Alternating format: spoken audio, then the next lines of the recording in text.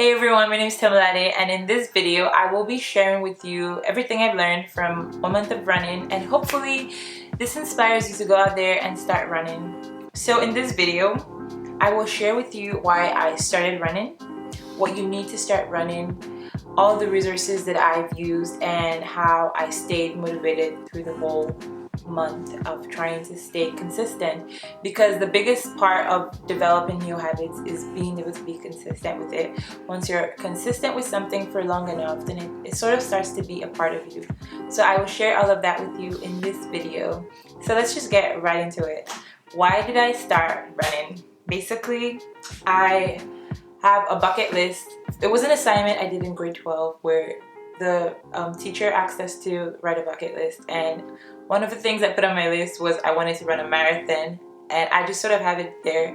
I've never really worked towards it. In grade 12 I joined the cross-country team, but I was really horrible and I hated running.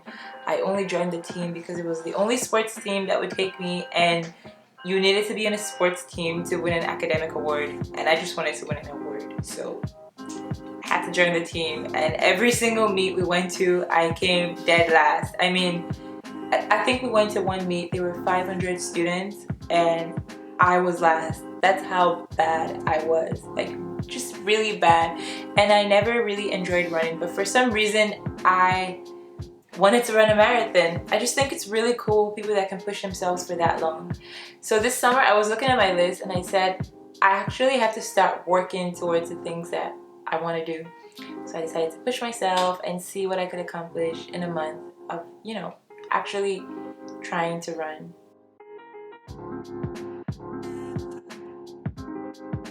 What do you need to start running? Okay, there's a couple of things that you need to start running, but obviously the most important thing is a pair of running shoes. You need a pair of running shoes. They don't have to be fancy, schmancy. They just have to be comfortable and they have to be your size. The next thing that I would say that you need is obviously somewhere to run, which I think everybody has. You just need somewhere that you can run safely without getting hit by a car.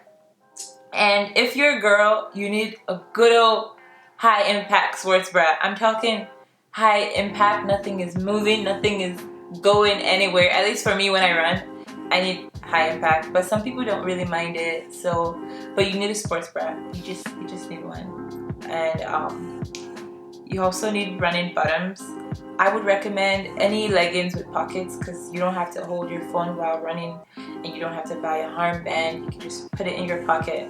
So I think that's super important. I'll put a link below to the leggings that I use that I really like. Running shorts. Okay, so if you have thighs that don't touch, like you're one of those people that walk and your thighs are like this, like so separate, then you can run in running shorts. But if you have thighs that touch, just save yourself the trouble of like trying out all the anti-chafe creams and just get leggings. Don't even bother with the shorts. And this is optional, but I found it super helpful. It's the Nike Run Club. Is that what it's? The Nike Run Club app. Oh my gosh. Okay. This app tracks everything. It tracks everything from your distance to your pace, to your cadence, the amount of calories that you've burned, the time. And I think you could actually track your heart rate, maybe if you have a smartwatch or something, but I don't have that. It's so good. It shows you your kilometer splits. It's amazing. And the best part of this app is not even the fact that it tracks all this, because I don't necessarily care. It's the fact that it has guided runs. Yeah, guided runs are basically like meditation but running. You have a coach in your ear telling you you can go, and oh my gosh, Coach Corey's voice can make you run for miles and you don't even feel like you're tired. If you're someone that's concerned about being bored on your runs, or you just feel like you can't do it, like you don't know how long you can run for, or if you just feel like you need a friend while you're running but you don't actually want to talk to someone because you need all your oxygen for running, then the guided runs are for you. I found it so helpful. They even have this whole collection called the Get Started collection, and it's such a nice progression. It takes you from your first run to your next run to your first speed run, and you can do the runs as many times as you want to do. And best of all, it's free. You don't have to pay anything for this app. Like, I'm still shocked that it's free. But yeah, so the Nike Run Club app, super duper helpful. This is what I use and I find it really helpful. But there's a bunch of other things that help you track your runs. People use Strava and Runtastic, but this Nike Run Club app is just everything, honestly. Everything. And lastly, the last thing you need, I would say, if you want to start running, is patience. You need to be really patient with yourself and be okay with the type of athlete that you are today. You know, because you're the one that's putting in the work and you're basically the best version of yourself. No, that makes no sense. But this current you, is the one that's going to put in the effort that it will require for you to become the better version of yourself. So you just need to be patient with where you are and just accept that and allow your body to improve naturally, and don't ramp up your volume too soon, because the last thing you want is getting injured.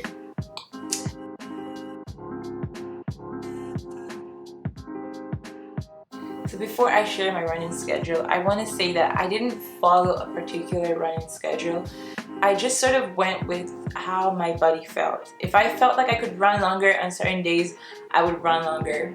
And if I felt like I couldn't, I wouldn't run longer. But also in the same vein, trying to push myself a little bit, because you want to progress. Every single run, you want to progress. And you can measure progression in different ways.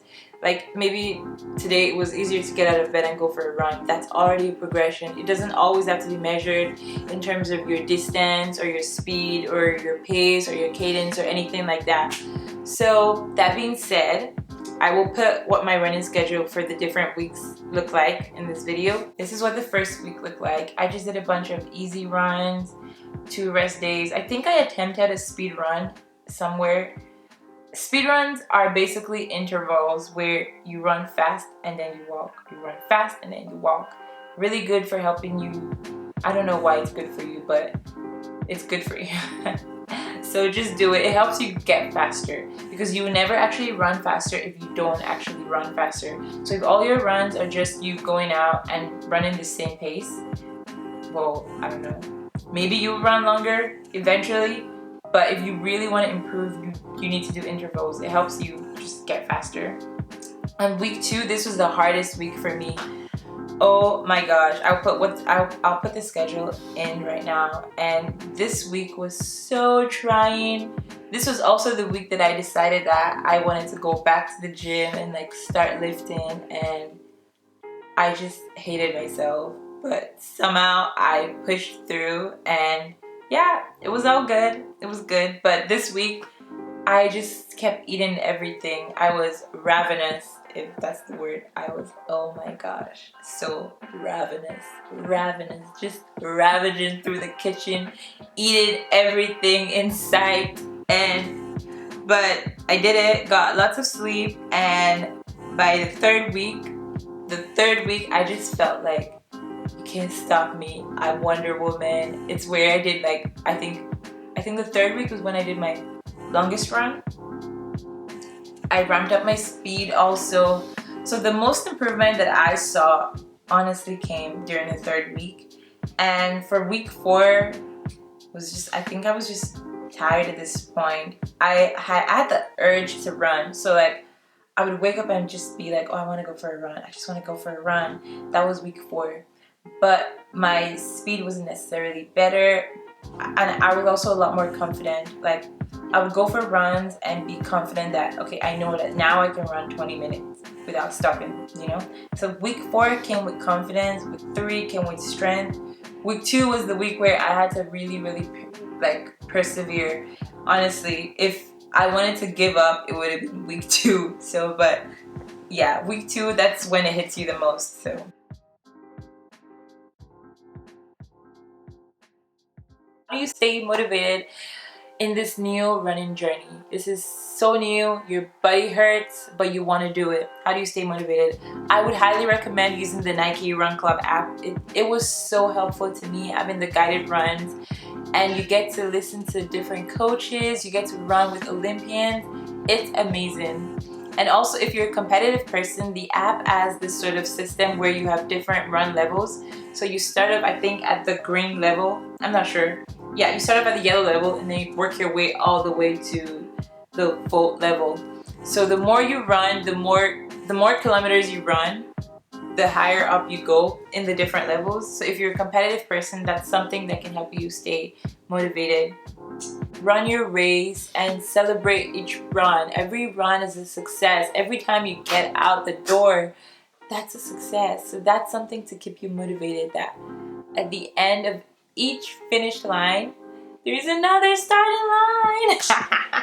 Thank you guys so much for watching my video. If you watched the video all the way to the end, thank you so much. And don't forget to like, subscribe, and comment.